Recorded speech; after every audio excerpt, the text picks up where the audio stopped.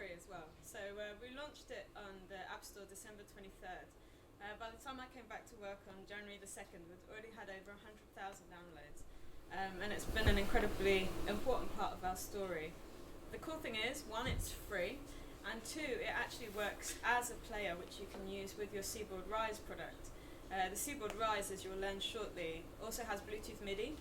So if you have your iPhone with the app on, you can actually run the sounds from your iPhone wirelessly over Bluetooth and use your Rise just with the phone. So not only can you use it in kind of professional environments in your studio, but if you just want to jam or play, or you have children or other people that just want to play with the Rise, then it's super, super easy and super, super simple to do.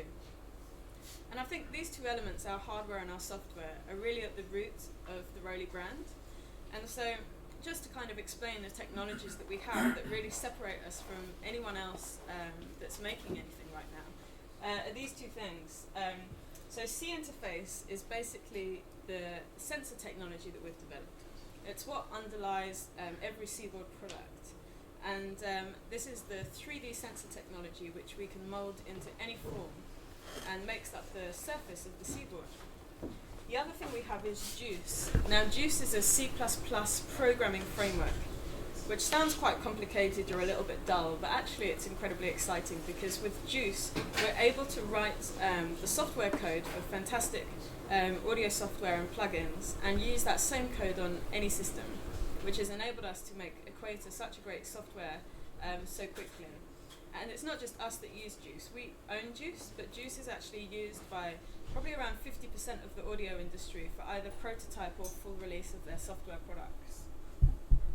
So here's a little bit more about the C interface. As you can see, C interface in the Seaboard stands for Sensory Elastic Adaptive. And you can see here some of the research that we do, testing out different types of sensors in different positions to see how they respond, different materials and different types of silicon to really get the right tactile feel for our product. And we also prototype loads of different modules all the time to see how different things react for current products and also for future product development. And this is a little bit more about Juice. So as I said, Juice is used by many other companies from the industry and also other commercial companies as well for creating software with. And it enables us to make multi-platform software incredibly easy. So we're actually working on an Android version of the app as well, which we're pretty ready for. We're just waiting for Android to be ready for and sort out their latency times a little bit. But as soon as that is in check, we will be launching a free Android app as well. And the story's kind of continued with this connectivity that we want to create in order to enable more people to make music together. So we recently acquired a company called Blend. Now, I won't be offended if none of you have heard of Blend yet, because a lot of their user base is American. They're from New York. But Blend is basically like an online social music platform. You could say it's similar to SoundCloud in that you can list your music, people can see the music, play the music, they can like it, they can share it, they can comment, you can make friends. But it's not just an MP3 file that you whack up there. It's actually your project file. And what makes Blend incredibly clever is it scans your project file, it knows what software you're using, what plugins and virtual instruments you've used. And so you can have your full project file on there to store and use it as cloud storage, or to share to get feedback and comments. Or you can also allow people to download your project and remix it. And Blend tracks how many people remix your project. And so you get ranked based on how popular your product has been, how many times it's been remixed. You can create all of these cool collaborations with different artists around the world. And we also have a release system where if your project is played maybe 100 times or liked 100 times, it's automatically released digitally through all of the digital licensing platforms. So we've actually had people, I can't remember the name of the artist, but one of the artists on Blend who was released has just signed his first record deal for $40,000 US. So we've seen some success stories coming out of it, and we're going to be working on incorporating Blend with our other ROLI products, so you get a really seamless system for creating music and also sharing music with other people. So we're really trying to build on our vision of making music more accessible to more people by inspiring people with new tools to create music. And there's a lot that goes into it. Don't judge us from this, but where we are doing something quite different in the UK, people have taken a big interest, and the UK government has been one of them. And we've also actually sold the Seaboard Grand to Buckingham Palace, which was pretty cool. But it's very diverse in its offerings. But we've grown now to have around 80 team members across three continents. We have a couple of people in Asia, we have a couple of people in New York, we have a couple of people in LA, and then we have the rest of the team still in East London. I thought I'd put this up here. The Seaboard Grand is still made by hand in London, and it takes 1,037 individual components to be assembled to make each one. So each one is really made with a lot of love, care and attention. We've now got even more patents awarded and more patents pending, and we're continuing to develop new ideas and new technology. And I work with some very smart people as well. Most of them are much younger than me as well, which is a little bit sad. But lots of PhD grads. So we have some really smart people on the team. The one thing that really links us all together, though, is everyone is super passionate about music and super passionate about the company and what we're trying to achieve. And it's a team of musicians and engineers and producers and hobbyists and ex-professionals that have all kind of clubbed together to try and turn this vision into a reality. But one of the fundamental people behind it that I think it's worth just mentioning is Roland Lamb. This was a shot of Roland taken during a TED talk he did a couple of years ago now. But Roland's a pretty interesting guy. He's the inventor of the Seaboard and the founder of ROLI. And as I said earlier, he's a talented pianist, a jazz pianist. He's originally from the US, but he went to school in the UK. After he finished school, he moved to Japan and went to live in a Zen monastery for a couple of years, as you do, studying Zen Buddhism and learning Japanese. And after he finished there, he moved to America. He went to Harvard University and did a degree in ancient Chinese philosophy and Sanskrit, and also learned Chinese. And after doing this, he figured he'd spent quite enough time in the philosophical world and became intrinsically interested in the physical world. And he is a big lover of technology and the advancements in technology, and also a big music lover. And so his journeys brought him to London, to the Royal College of Art, where he enrolled on a PhD course about design, product design. And basically the Seaboard was his project. It was his vision in his project. That's where it first started. And it was about trying to enhance the interaction between humans and technology by creating something which was beautiful yet simple. And he figured that one of the most important things that you needed to have to connect with an instrument was that general human interaction, the thing that makes you pick up a really beautiful guitar and feel the wood and the way the strings react and feel it in your hand. It has a certain feel to it over just a plastic box with buttons. And that's because touch is the one human sense that we have that you can't really recreate. You can recreate the sense of hearing or sight and vision. You can't really recreate touch.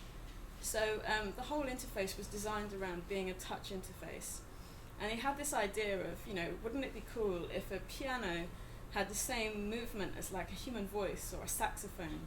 He was always jealous in the jazz band of the saxophonist, messing around and him being stuck to these notes kind of on or off.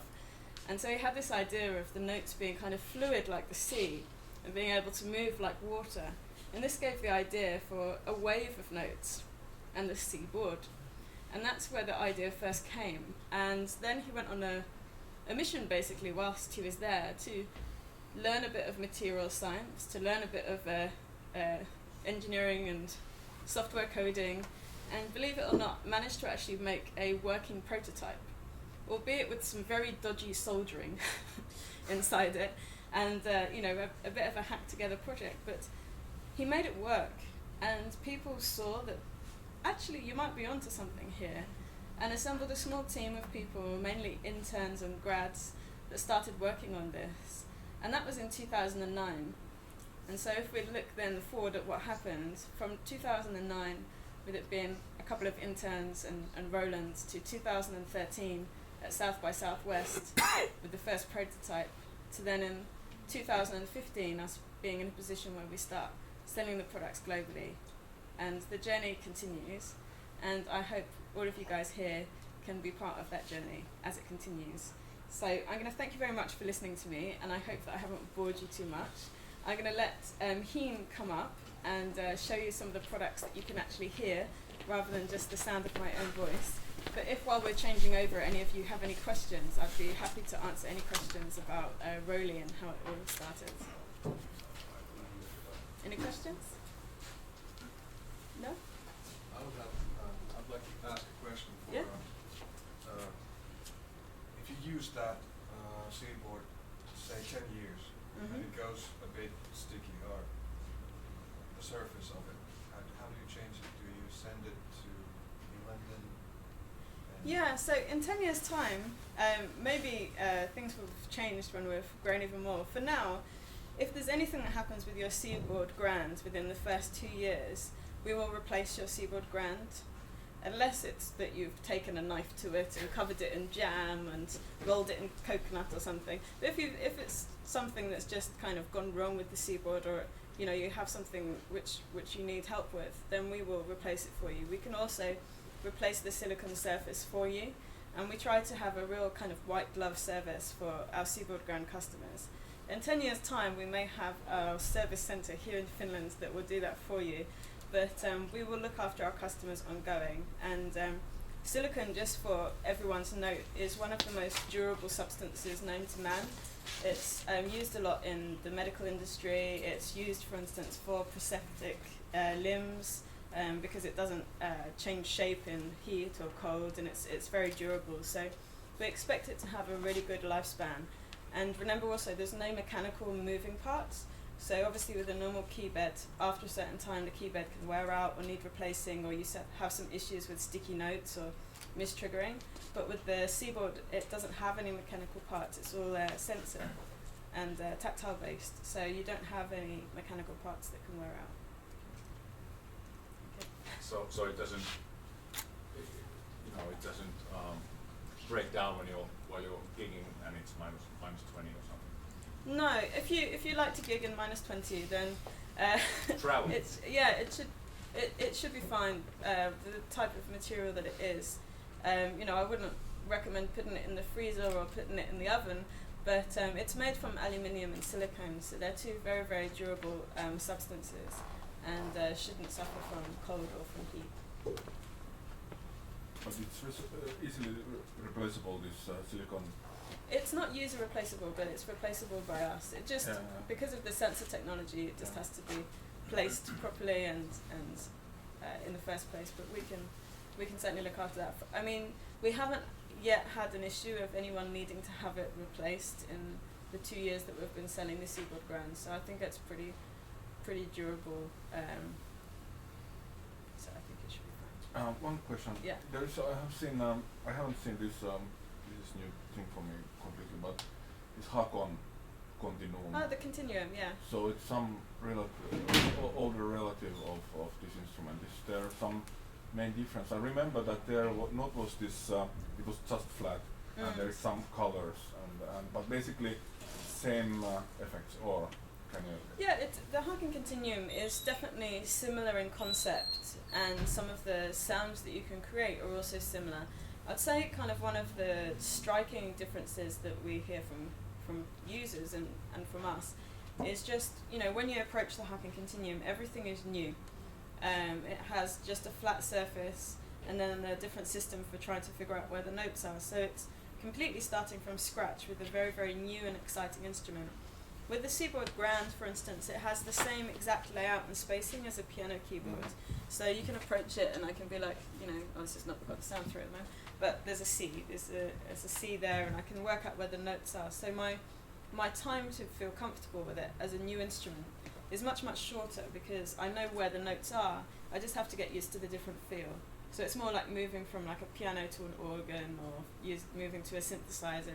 It's a slightly different technique, but the notes are still in the same place. So I think that's one of the most striking differences. And then also I think just the ease to use it. You know, as I said, we have a really great software and really great sounds that come with the product.